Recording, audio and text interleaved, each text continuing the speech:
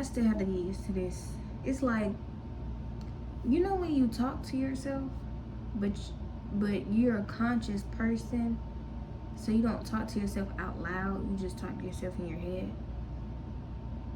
Every time I press record and I hear myself, I know I'm talking to myself, but it's like, ew. I don't know. I'm weird. Sorry. Hey guys. Long time no see. I know it's been a minute since I've said anything, posted anything, updated anything, but here I am. When I first got down here, all of my appointments were like stacked. So I didn't really have time to record anything. And you know, I don't really want to record inside the hospital, of course, but everything was stacked and I just didn't really have time, because it was like as soon as I got here, they got the rolling. They was not playing with me. So yes, I have been moving on, because this is now, like, today I'm recording this, it's Thursday the 25th. I got here last week. So yeah, I've been here for like 10 days now. But let me tell y'all what I've been doing. So my first week of appointments,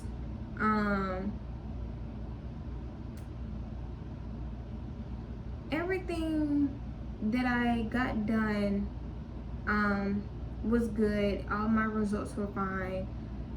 The only thing is, I had a dentist appointment, and I have my wisdom teeth. They're growing in, but my bottom ones are like kinda grown, kinda not fully emerged all the way out like that. So they want to remove my wisdom teeth, because with the chemo that I'm getting, the mouth sores that come from that could cause infection and things like that. And because I have my wisdom teeth in, or the ones at the bottom, because they do give me an issue every now and then, like I could cut my gums on this side or something.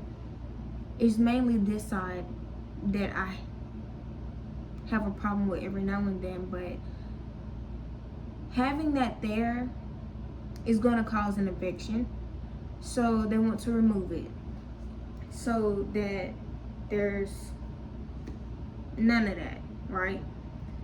Everything I'm getting done is to make sure that my organs from head to toe are in good condition to where I can withstand the chemo, because I'm getting a strong chemo. And everything else is fine. They just want, like, my teeth are fine, they just want to make sure that the wisdom teeth does not cause an infection when I get the mouth sores. So they're gonna remove them. And unfortunately, because I have to get them removed, they had to push back my chemo date. But it's not, they didn't push it back like too far. It's only 2 weeks. They pushed it back 2 more weeks. And they did that because they want me to heal before I get the chemo. You know, that makes sense. So yeah, I have to get my wisdom teeth taken out, and because of that, they've pushed back my admission date to July 13th. It's not that far off, because technically next week I would have been doing my chemo, but instead I am gonna get my transfusion and just wait until my admission date. Now on July 6th, I will be getting my new port. I'm not getting a neck thing no more. I'm not getting that. I believe I'm done with that. It wasn't bad, but I'm done with that. But I'm getting a new port, and they're gonna put that in July 6th. So the week before my chemo, they're gonna do that. Like I said, they want me to heal, so they're doing it a week in advance. And I actually get my wisdom teeth done tomorrow. So yeah, once I get my wisdom teeth done, I have those 2 weeks to heal, and then we can get rolling on that. But in the meantime, everything else is good. Everything else looks good. There's no more delays, no more holdups. So everything is looking pretty good. And in that time, I was able to move into Target House, which is like their temporary long-term housing. Before I was put in Tri-Delta, which is kind of like a hotel. So I was there for that past week, but now I'm in their long-term, because Tri-Delta is like a short-term stay, but this is long-term. So I'm here. We just moved in yesterday, and I've kind of started unpacking a little bit. I didn't want to unpack too much because I'ma still have to like take clothes to the hospital when I'm inpatient, and I'm not gonna want to pack all that before. I would rather unpack after, because I still have to be here afterwards. So yeah, let me break that down, right? Okay, so July 13th is when I'll be admitted. That week, like starting July 14th, I'll be getting chemo, right? I'm getting chemo for 4 days. I'm getting certain doses, so it's not like a lot, but it's a dose split up into 4 days. And after that, I will have to stay in hospital for at least about 6 weeks to go through all the changes, and I will feel completely terrible. I'm not gonna want to do nothing, probably. For those 6 weeks, it's probably gonna be like, but once I feel better, like once I feel okay, then I will go outpatient, and I'll come back here, stay here until it's time for me to go back home to Birmingham. Now when I come here, I'll still have doctor's appointments like every other day, every so often, so they could check up on my cells, make sure it's doing what it's doing, and reproducing how it's supposed to. So that's what those appointments are for. But they want to keep an eye on me for at least, like, you know, let's see, 6 weeks from now.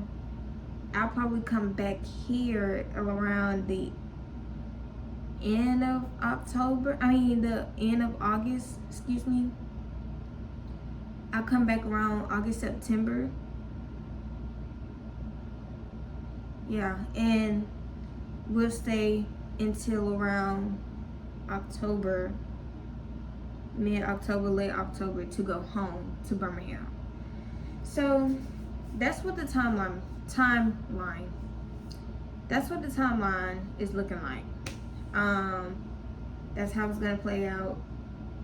And yeah.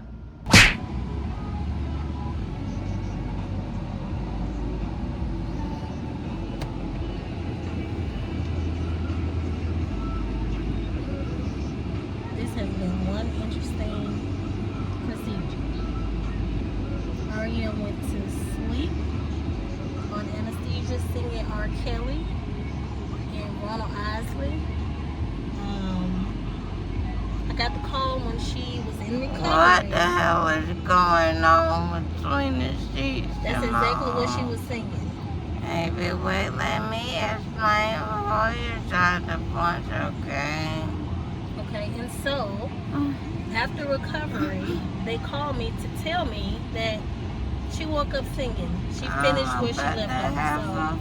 So this is what we have today. Oh, this is about to be some shit. What? How did I get into this? She never came home with this. I think you just wanted to say that. You low down dirty woman, back to where you come from. baby, wait, but wait my ass. Ariel. Hit the streets, your ass is grass. Okay. So it is 10, almost 10:50, Friday night. My wisdom teeth extraction it went well. It went good, but they gave me Percocet for pain, and I've never taken Percocets before, and I think the dosage was a little small. So I wasn't getting any like pain relief from the actual Percocet.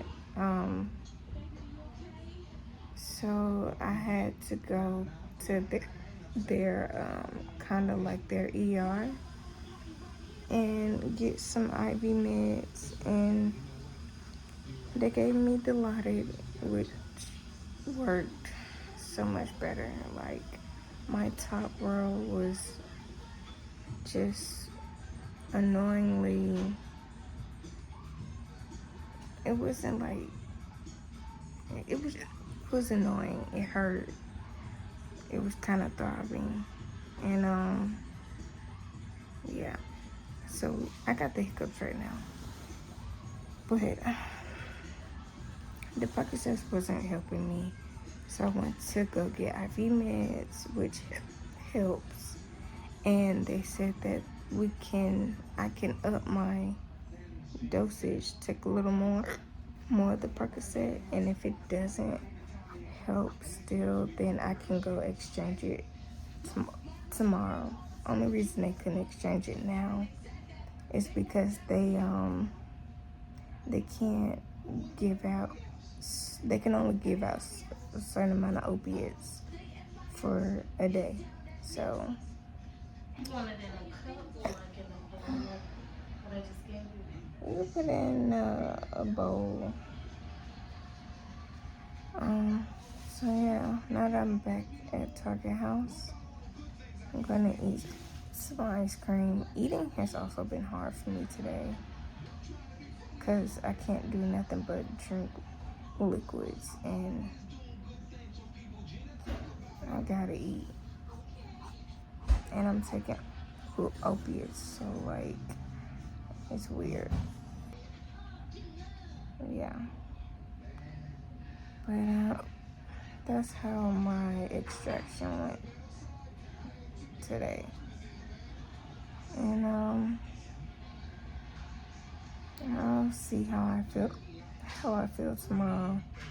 And I want these hiccups to go away ASAP. No watching. So yeah. Good night.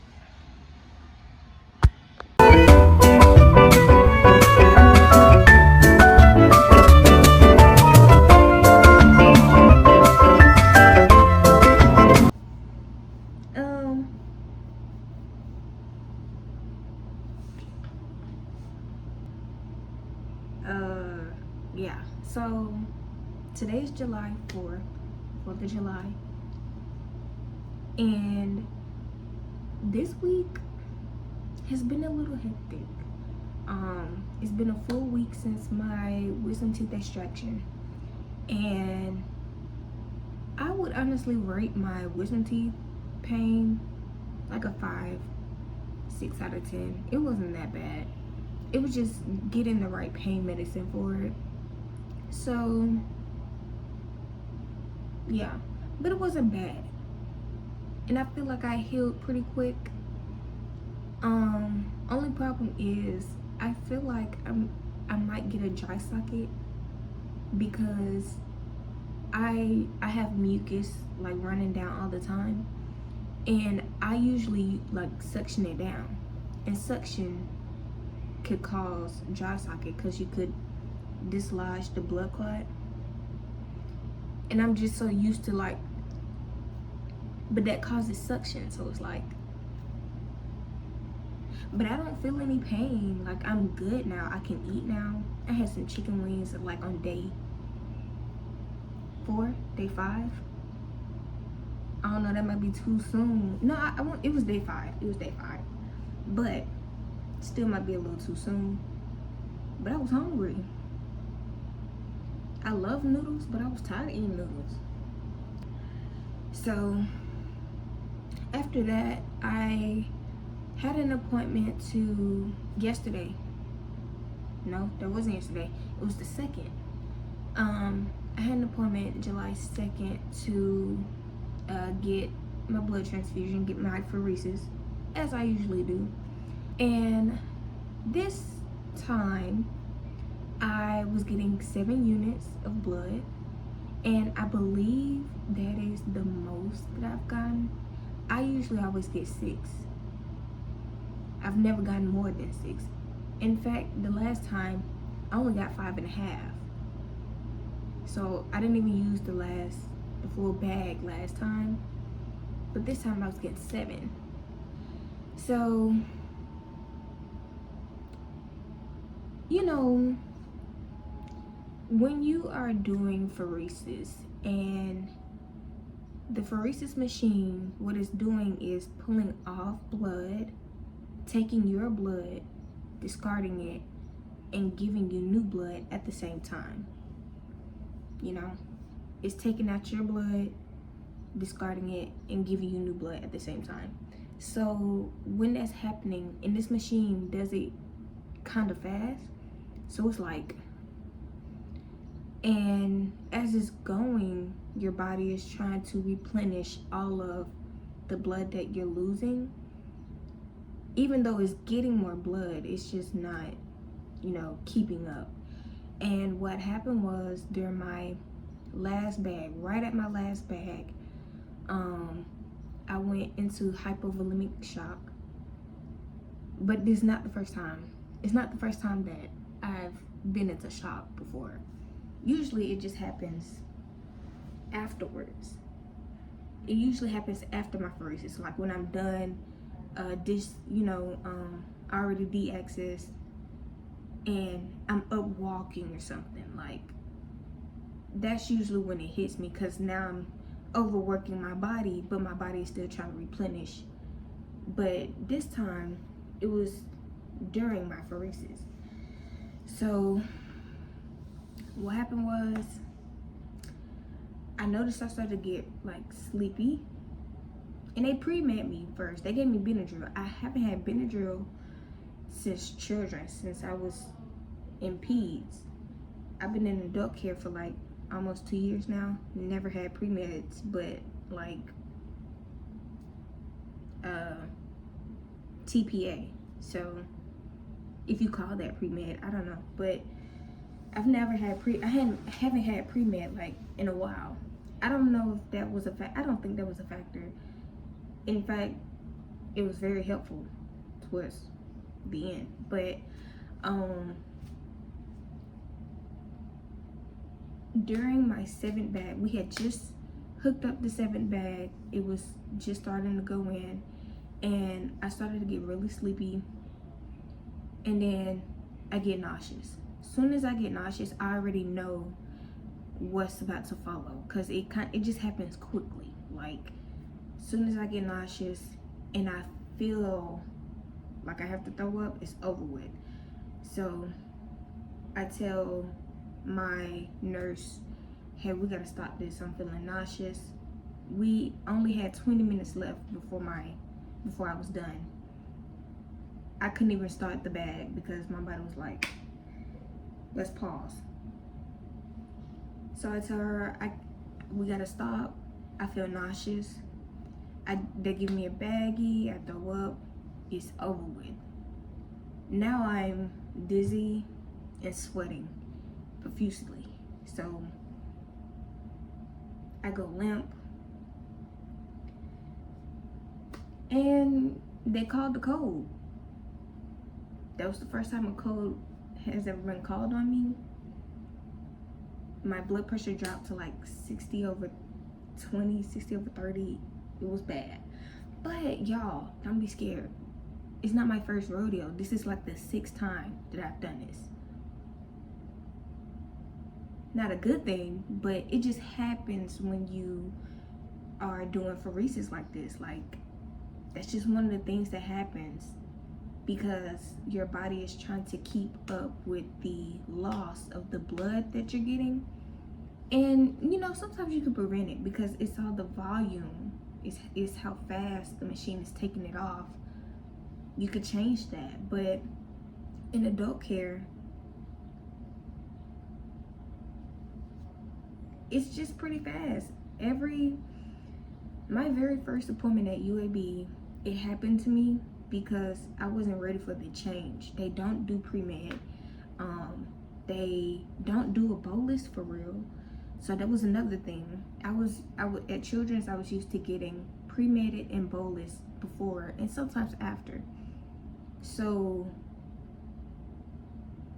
UAB didn't do none of that. So my first appointment there, I went into hypovolemic shock.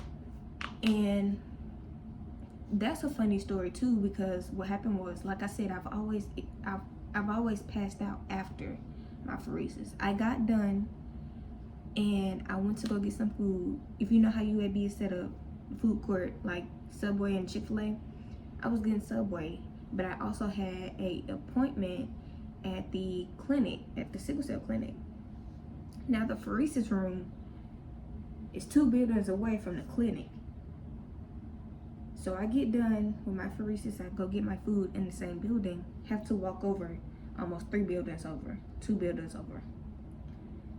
So I'm overexerting myself after I just got done with these, you know, massive change to my body.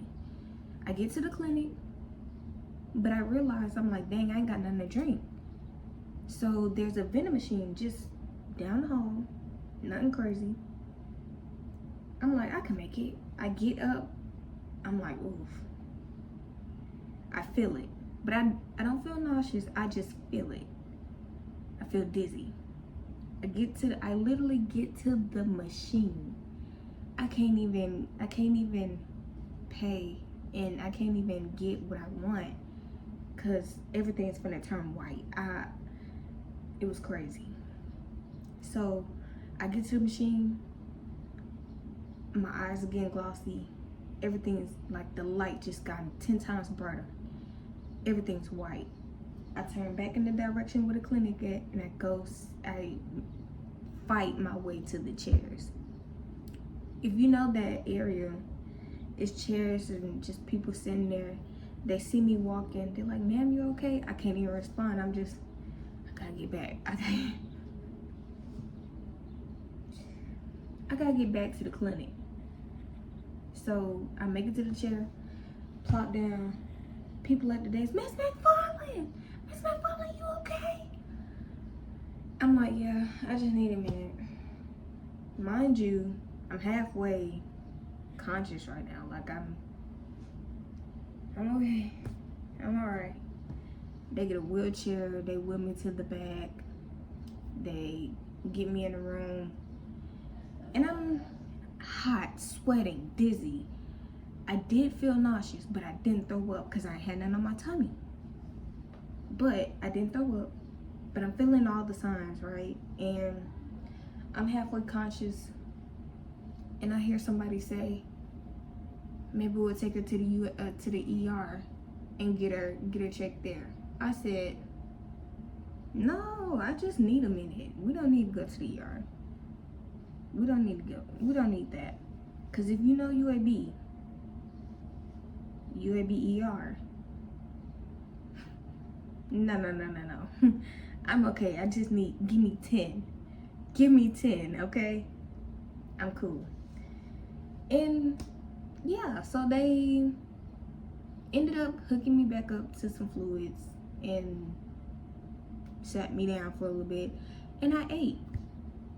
And I was cool. That was it.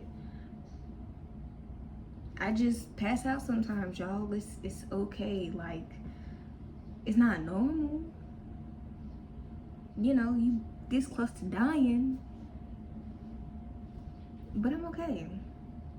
I just need 10 minutes. I promise. It literally goes away in like 10 minutes max. Anyway, so here, when I passed out, like I said, they called code, and everybody's around. The chaplain's in here. I said, oh my God, am I finna die? I wasn't thinking that, but I was like, dang, they really called the code on me. So I'm limp, I'm hot, everything's white, but I'm conscious. And one thing I've noticed that I do is when I get in that state, I hum. Either if it's like when I'm under anesthesia, or I'm like waking up from anesthesia, or when I'm in a state where I'm like half conscious, half not, I've noticed that I hum. I don't know what I'm humming, I'm just humming, but I'm here. I'm letting y'all know, hey, I'm still locked in. So that's what I noticed that I do. And I think it's just a way of me like just letting everybody know I'm still cool, cause like I'm still consciously okay. So you know, trying to regain consciousness fully, and everybody's talking to me, asking me what's happening, how I feel, and I'm like, I mean, I feel good now, I feel better now. I'm still a little hot, you know, but I'm cool. So my heart rate goes back. I mean, everybody came, ICU, pharmacy, rapid response. They came and took a look at me. They did labs on me. And about 30 minutes later, everything was cool. Then it happened again. Nauseous, dizzy, sweating, limp. That has never happened twice. Now, after the first time, they had already said they were gonna admit me, and I was gonna be in the ICU room because they wanted to watch me because of how low my heart rate got. And they were already saying I was gonna be admitted after that first time. The second time, they was like everybody had just left. I'm telling y'all, they were only there for about a solid 30 minutes after I'm speaking to everybody, I'm awake, I'm conscious, like they're like, oh, okay, she seems okay, you know. Everybody was just not leaving. I do it again. They had to call them right back. So yeah, it happened the second time and almost the third. But if it wasn't for the Benadryl they gave me, because when I feel nauseous, the only thing that helps is Zofran and Benadryl. IV Benadryl. The pill Benadryl does nothing. And that's what I was pre-mated with. I got the pill Benadryl. I don't feel anything from the pill.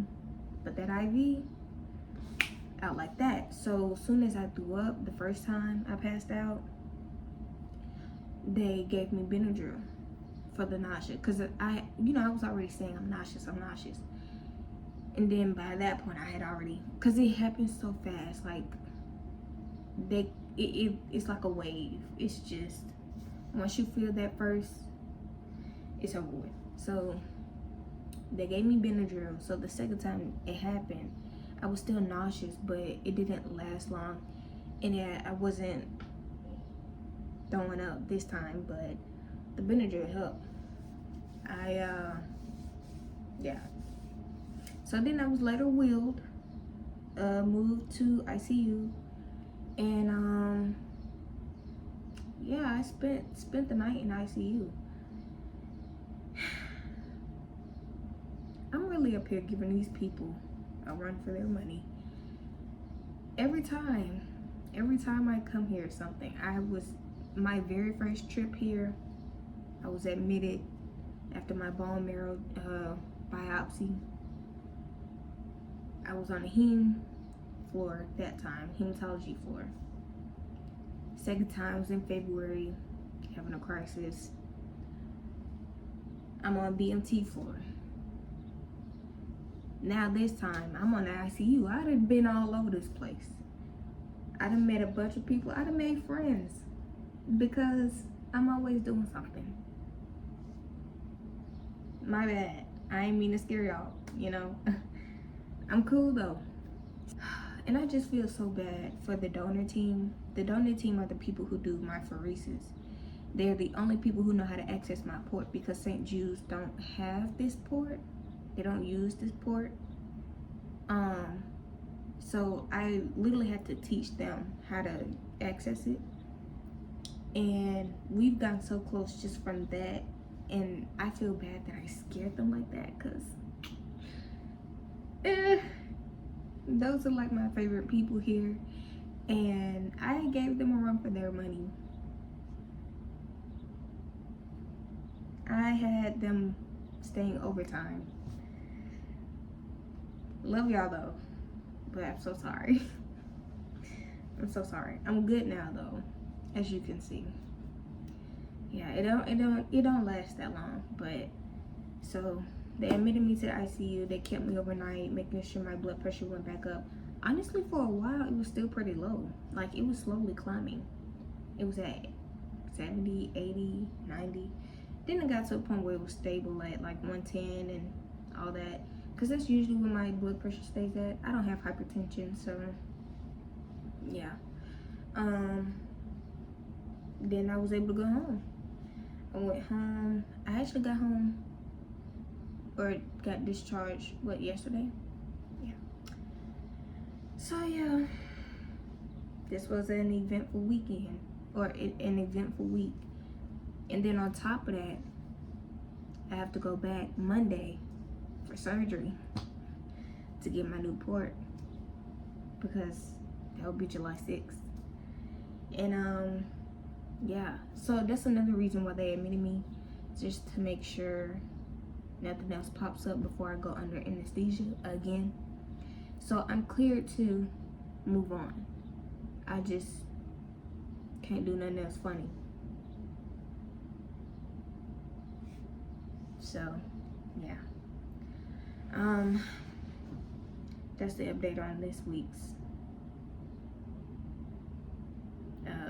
shenanigans. So over the weekend, my dad and my bonus mom came down to see me, and we spent the weekend together. We ended up watching fireworks, and I took them on a tour around St. Jude's a little bit, and yeah.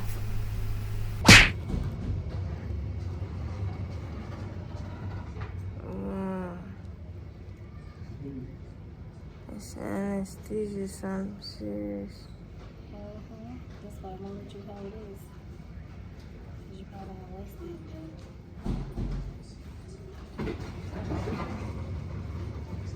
I actually have good balance.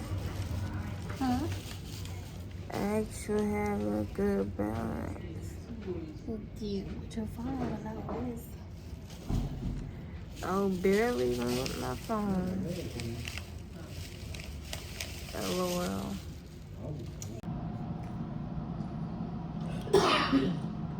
Hi guys. So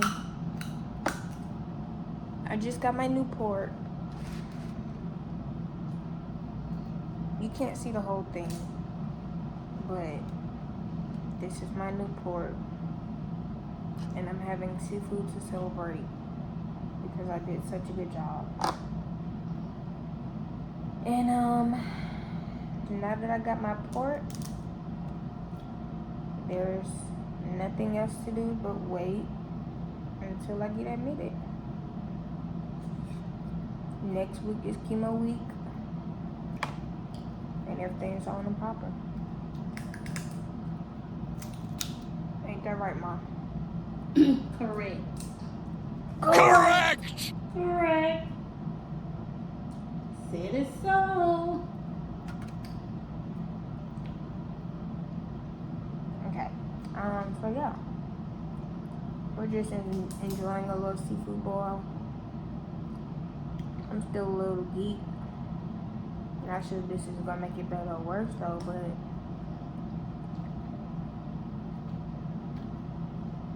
it is what it is, and it's really good.